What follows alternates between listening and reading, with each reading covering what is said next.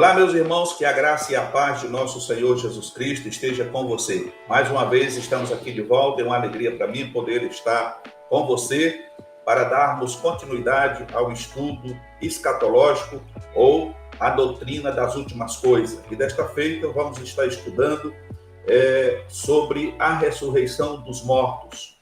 O texto áureo desta aula está registrado em Daniel, capítulo 12, verso 2, que diz: E muitos dos que dormem no pó da terra ressuscitarão, uns para a vida eterna e outros para a vergonha e desprezo eterno. A verdade prática diz assim: a ressurreição dos mortos é obra específica de Deus e diz respeito à revivificação dos corpos físicos. A leitura em classe está registrada em 1 Coríntios, capítulo de número 15, versículos 3 e 4, e depois do versículo 12 a 20, que diz: Porque primeiramente vos entreguei o que também recebi, que Cristo morreu por nossos pecados segundo as Escrituras, e que foi sepultado, e que ressuscitou ao terceiro dia segundo as Escrituras.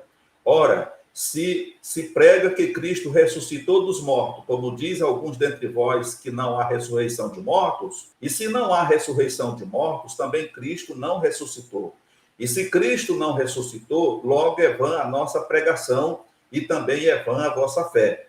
E assim somos também considerados como falsas testemunhas de Deus, pois testificamos de Deus que ressuscitou a Cristo, ao qual, porém, não ressuscitou, se na verdade os mortos não ressuscitam. Porque se os mortos não ressuscitam, também Cristo não ressuscitou.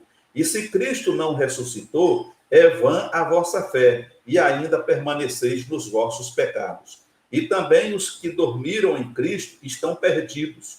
Se esperamos em Cristo só nesta vida, somos os mais miseráveis de todos os homens. Mas agora Cristo ressuscitou dos mortos e foi feito as primícias dos que dormem. Então, nós vemos aqui a leitura em classe que nos chama a atenção para a ressurreição de Cristo. Aqui, o apóstolo Paulo está refutando os contradizentes, porque muitos não acreditavam que Jesus tinha ressuscitado, e isso a gente sabe perfeitamente, porque quando Jesus ressuscitou, os soldados que estavam ali na porta do sepulcro, guardando aquele sepulcro, eles foram comprados pelos sacerdotes, para que afirmassem que o corpo tinha sido roubado pelos cristãos na época. Então, isso se propagou. Então, daí nasceu essa filosofia de que Cristo não ressuscitou. E mesmo diante dos cristãos na época de Paulo, muitos, eles tinham dúvida acerca disso. Então, Paulo entra nesse debate aqui, afirmando que se Jesus não ressuscitou, então era vã a pregação dele, era vã a fé de cada um daqueles irmãos, e os que tinham morrido também estavam perdidos para sempre. Então, ele refuta aquela teoria que aqueles irmãos estavam pregando e nos dá a garantia de que haverá ressurreição, pelo que nós vamos ver no decorrer desse estudo. A introdução diz assim: a doutrina da ressurreição se baseia essencialmente sobre o fato da ressurreição de Cristo. O mestre enfatizou e deu um sentido especial a essa doutrina, conforme registra João, capítulo 5, 28 e 29, deixando claro que não haverá uma única, geral e simultânea ressurreição para os mortos, e sim que acontecerá em duas fases distintas: a ressurreição do justo e a dos ímpios. Então, em primeiro ponto, o que é ressurreição? O primeiro é o sentido original. Duas palavras gregas, anastasis e egeiró, define o termo ressurreição. Elas claramente indicam tomar a vida, levantar-se, erguer-se, despertar, acordar. Conforme nós vimos a introdução e vimos aqui nesse primeiro ponto sobre o que é a ressurreição, então fica explicado, para trocar isso em miúdo, haverá duas ressurreições. A primeira ressurreição vai acontecer no arrebatamento da igreja. O apóstolo Paulo, ele diz, nós já falamos em lições anteriores, que quando a trombeta soar, os espíritos dos que morreram em Cristo, que estão no paraíso, eles receberão seus corpos glorificados. Eles ressuscitarão primeiro, receberão corpos glorificados. Os que estiverem vivos por essa ocasião do arrebatamento da igreja serão transformados num abrir e fechar de olhos. É fração de segundos. A pessoa será transformada e deixará esse plano e irá ao encontro do Senhor nos ares. Nesta volta do Senhor Jesus, ele não pisará na terra como algumas pessoas acreditam. Ele virá só até as nuvens, será um arrebatamento, será um sequestro, conforme a Bíblia denomina. As pessoas serão tiradas da terra por intermédio do Espírito Santo e irão encontrar com o Senhor nos ares.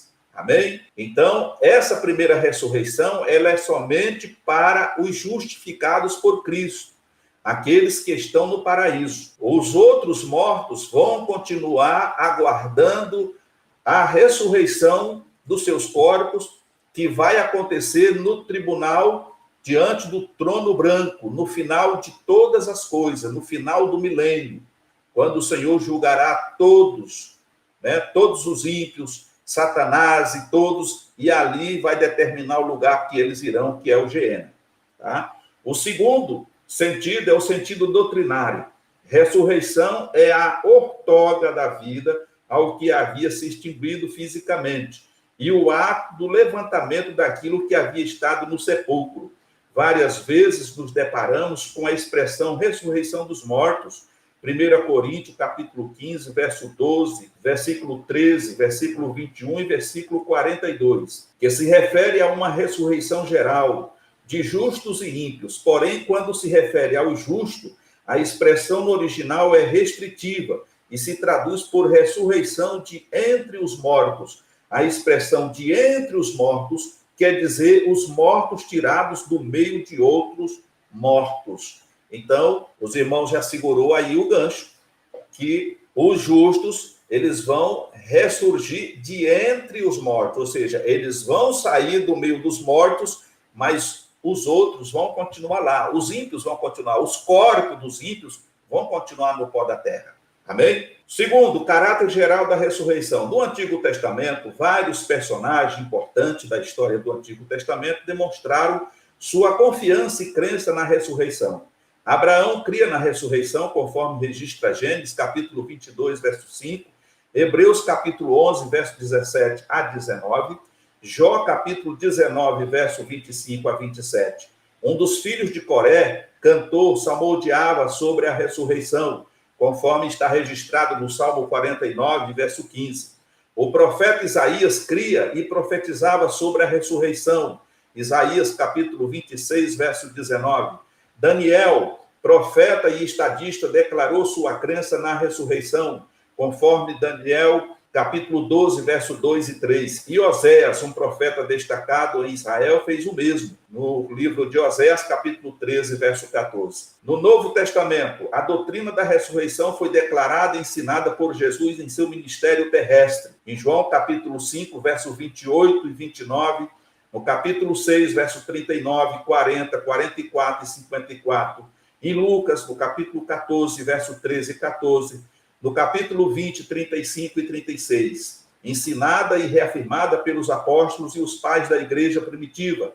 Atos, capítulo 4, verso 2. Em Atenas, na Grécia, Paulo pregou a Jesus Cristo e sua ressurreição. Atos, capítulo 17 e 18. Repetiu isso também para os filipenses, lá em Filipenses, capítulo 3, verso 11, aos Coríntios, 1 Coríntios 15, 20, aos Tessalonicenses, 1 Tessalonicenses, capítulo 4, verso 14 e 16, perante o governador Félix, Atos, capítulo 24, 15, o apóstolo João não só relatou o ensino de Cristo sobre a ressurreição, mas ele mesmo ensinou sobre o assunto, Apocalipse, capítulo 20, verso de 4 a 6. Então, meu querido, nós vemos aqui N provas de que existe a ressurreição. Então, não acreditar ou achar que quando morre, finda tudo, acaba tudo, isso é uma falácia.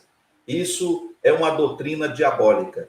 O ser humano, ele não foi criado para viver como qualquer outra coisa da natureza, que se acaba e se desfaz e nunca mais volta. Mas o ser humano, ele recebeu de Deus algo especial que ele precisa entregar diante de Deus. O desejo de Deus é que o homem se arrependa do seu pecado e viva, porque Deus não tem prazer na morte do homem. Ezequiel diz isso. Antes, o desejo de Deus é que o homem se arrependa dos seus pecados, mude, pare de andar no mau caminho, comece a praticar o bem e se volte para Deus, que é galardoador e é perdoador também.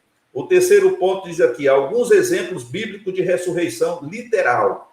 No Antigo Testamento, a história dramática da ressurreição do filho da mulher sunamita, através da oração do profeta Eliseu, está registrado ali em 2 Reis, capítulo 4, 32 a 37, quando o filho daquela mulher sunamita morreu, o profeta Eliseu orou por aquele jovem, né, já era um adolescente, e ele voltou à vida. Então, ressuscitou ali aquele garoto e devolveu para sua mãe. Há um caso posterior mais impressionante.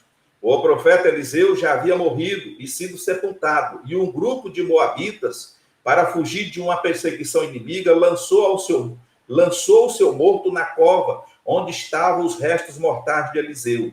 Ao tocar os ossos do profeta, o morto reviveu e se levantou sobre os seus pés. Está registrado em 2 Reis, no capítulo 3, verso 20 e 21. Ali nós encontramos essa passagem, foi um fato literal, né? Um homem santo de Deus estava sepultado, ali os seus ossos já estavam aparentes dentro daquela cova, né, há muitos anos, e segundo o relato bíblico, aquelas pessoas, os parentes daquelas pessoas, daquele morto, daquele defunto, estavam indo sepultá-lo quando perceberam que estavam sendo atacados pelo inimigo, perseguidos pelo inimigo. Então, rapidamente, eles jogaram aquele corpo dentro de uma cova, não sabiam eles que cova era aquela.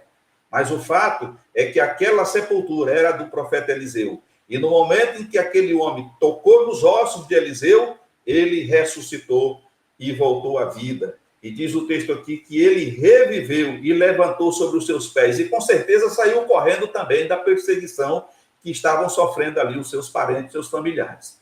No Novo Testamento, os exemplos são numerosos, começando pelo ministério pessoal de Jesus Cristo. Aí nós temos o caso da filha de Jairo, que o Senhor ressuscitou, está registrado em Mateus capítulo 9, verso 24 a 25.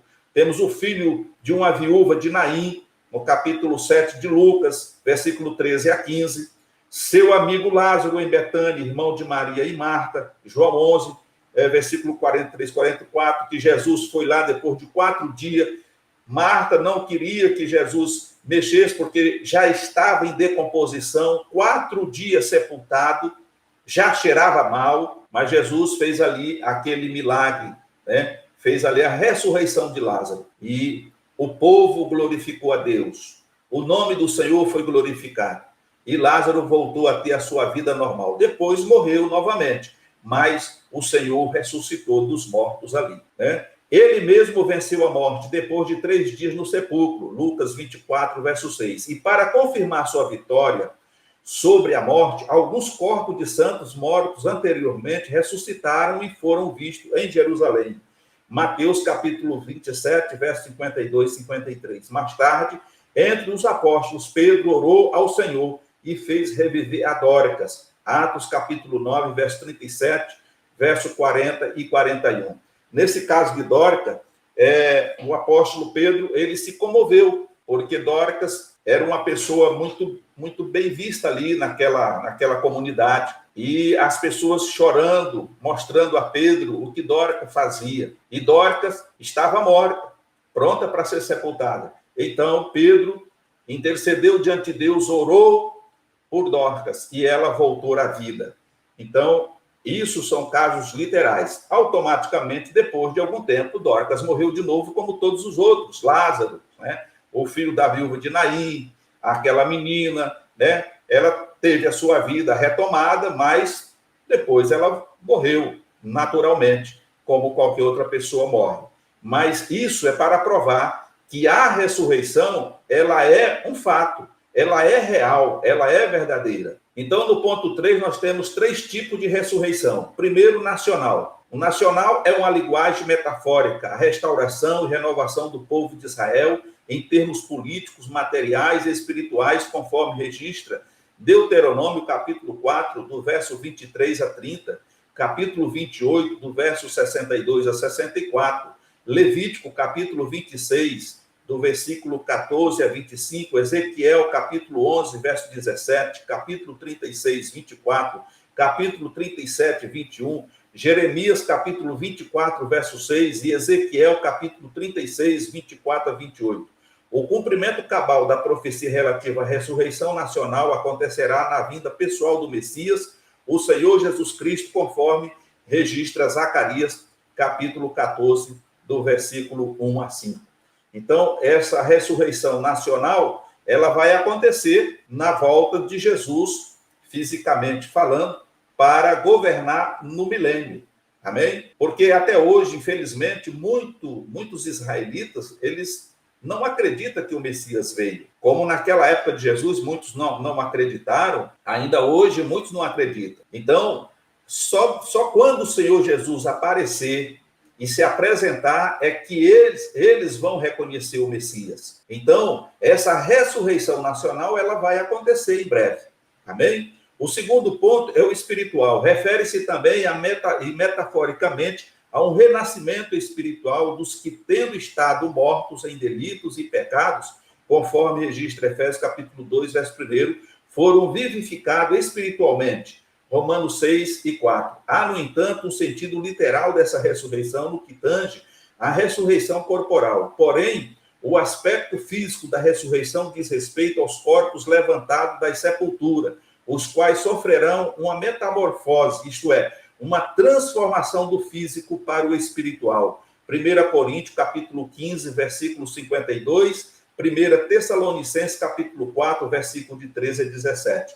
Então, aqui, o comentarista está falando, através dessas referências bíblicas, que haverá uma metamorfose, porque espiritualmente nós já estamos vivos e temos a vida eterna garantida, que foi o que nós falamos anteriormente. Quando a gente não tem Jesus, a gente está vivo fisicamente, mas morto espiritualmente. Quando a gente morre para o mundo, a gente está vivo espiritualmente e passa a ter e a gozar de toda a vida eterna que o Senhor nos garante por intermédio dos auspícios de Jesus Cristo. Então, aqui, no caso da morte, quando você morre, esse corpo vai ser ressuscitado, mas ele vai passar por uma transformação que é chamada de metamorfose.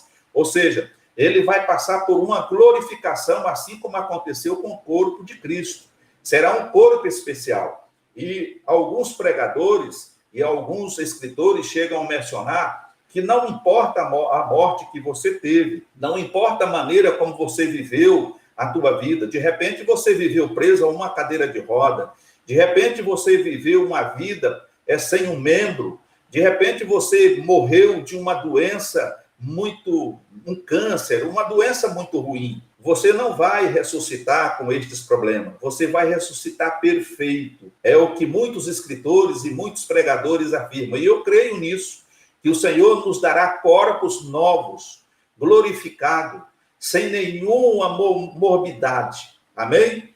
Então, nós temos aqui essas referências. No ponto 3, fala da física. Precisamos distinguir esse tipo de ressurreição sob dois ângulos, o temporal e o escatológico. No sentido temporal, temos o exemplo de pessoas que morreram, foram sepultadas e, pelo poder de Deus, ressuscitaram posteriormente, voltaram a morrer. Segundo Reis, capítulo 4, 32 a 37, Mateus, capítulo 9, 24 e 25. No sentido escatológico, tanto os justos quanto os ímpios vão ressuscitar fisicamente. Os justos levantar-se-ão dos seus sepulcros na vinda do Senhor. 1 Coríntios, capítulo 15, 44 e 52, e João, capítulo 5, 29. Os ímpios se levantarão não com os santos, mas no fim de todas as coisas, no juízo final. Apocalipse, capítulo 20, verso de 11 a 15. Então, mais uma comprovação de que a ressurreição ela vai ser literal, né? É real, e ela vai acontecer em duas fases distintas. Primeiro, os justificados ressuscitarão na volta de Jesus e os ímpios ressuscitarão no final de todas as coisas, para receber o juízo final. Lá em Apocalipse, capítulo 20, verso de 11 a 15, está registrado isso e explicando. Quarto lugar, explicando a ressurreição do justo e a dos ímpios. A primeira ressurreição, o tempo, divide-se em 3 fases distintas. A primeira fase refere-se à ressurreição de Cristo e de muitos santos no Antigo Testamento, identificados como as primícias dos mortos. 1 Coríntios, capítulo 15, verso 20, Mateus, capítulo 27, 52 e 53. Jesus e aqueles santos ressurretos são o primeiro molho de trigo colhido. Levítico, capítulo 23, verso de 10 a 12, 1 Coríntios, capítulo 15, 23. Jesus foi o grão de trigo que caiu na terra, morreu e produziu muito fruto. João, capítulo 12, 24. Isto é, aquele grupo de pessoas de Mateus 27, 52 e 53 foi a primícia, o primeiro molho.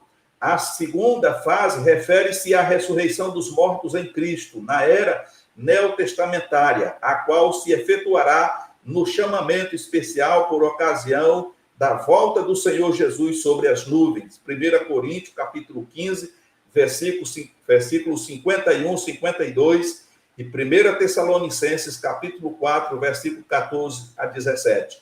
A terceira fase da primeira ressurreição refere-se àqueles mortos no período da grande tribulação, os quais são chamados de mártires da grande tribulação. Refere-se ao restolho da ceifa, isto é, as respigas da colheita. Apocalipse, capítulo 6, versículo de 9 a 11, capítulo 7, verso de 9 a 17, capítulo 14, de verso 1 a 5, e capítulo 20, verso de 4 a 5. B. A natureza dos corpos ressurretos. Não importa como os corpos foram sepultados, se em covas na terra, ou no fundo dos mares e rios, ou queimados, na realidade, os mesmos corpos mortos serão ressuscitados. No caso dos mortos em Cristo, seus corpos serão transformados. 1 Coríntios, capítulo 15, verso 35 a 38, iguais ao corpo ressurreto de Cristo. Filipenses, capítulo 3, 21. Então, nós vemos aqui que a ressurreição, ela vai acontecer, conforme já explicamos. Os corpos dos irmãos, independente da forma que foram sepultados, se foi esmagado, queimado, se foi morreu afogado e nunca foi encontrado, a água, o fogo, a terra vai devolver os corpos. Eles passarão por uma transformação e terão o seu corpo ressurreto, novo, um corpo novo, assim como o corpo de Cristo. É por isso que Paulo diz assim, que um dia nós veremos o Senhor como Ele é, e como Ele é, nós seremos semelhante a Ele em tudo, porque estaremos com Ele para sempre. Aqui também fala sobre os mártires. Durante a grande tribulação, muitas pessoas, muitas denominações, eles não falam isso. E eu lembro que no passado, o evangelho ele era pregado de uma forma, vamos dizer assim, um pouco radical. Então, a preocupação dos pregadores na época era que você tinha que aceitar Jesus de qualquer maneira, hoje, agora e já. Porque se você morresse hoje, você poderia ir para o inferno. Literalmente era isso a pregação, né? Mas, com o passar dos anos, nós vimos que muitas pessoas aceitaram Jesus, mas sempre viveram uma vida cristã nominal, né? Abandonaram o mundo, aceitaram Jesus, mas continuaram ainda vivendo uma vida com transigência no pecado, vivendo uma vida materialista e tal. Então, o que esse ponto está nos trazendo e nos chamando a atenção é que muitos mártires que estão aguardando pela vingança, e eles estão lá debaixo do altar, durante a grande tribulação, muitos crentes irão ser perseguidos e eles vão se conscientizar, não vão aceitar o sinal da besta, e eles vão ser assassinados e mortos. Só que eles não vão participar desses auspícios aqui que a palavra de Deus nos orienta, quer dizer, do arrebatamento, da ressurreição. Eles vão ficar para essa terceira fase, conforme está dizendo aqui. A terceira fase da primeira ressurreição refere-se àqueles mortos no período da grande tribulação, os quais são chamados de mártires da grande tribulação, e refere-se ao restolho da ceifa, isto é, as respigas da colheita. Então, durante a grande tribulação, muitos crentes que vão ficar para trás no arrebatamento da igreja, eles vão se conscientizar, não vão aceitar esse carimbo da besta, essa imposição que o inimigo vai colocar sobre as nações, e eles vão ser perseguidos e mortos. Então, aquele que for fiel, como diz Apocalipse, até o fim, esse vai ser salvo. Só que ele não vai participar das festividades, porque ele vai ressuscitar depois, na terceira fase. Amém? O segundo ponto fala a segunda ressurreição. O tempo, já sabemos que Jesus distinguiu duas ressurreições, a dos justos e a dos ímpios, conforme João 5, 28 e 29. Alguns intérpretes entendem a ressurreição dos mortos como um só evento, no mesmo tempo. Declaram que a única distinção é que uns ressuscitam para a vida e outros para a perdição. Entretanto, essa teoria é largamente refutada. Na verdade, o tempo da segunda ressurreição acontecerá no fim de todas as coisas, após o período do milênio na Terra, quando haverá o juízo final diante do grande trono branco. Hebreus capítulo 4, verso 13. A natureza dos corpos ressuscitados dos ímpios.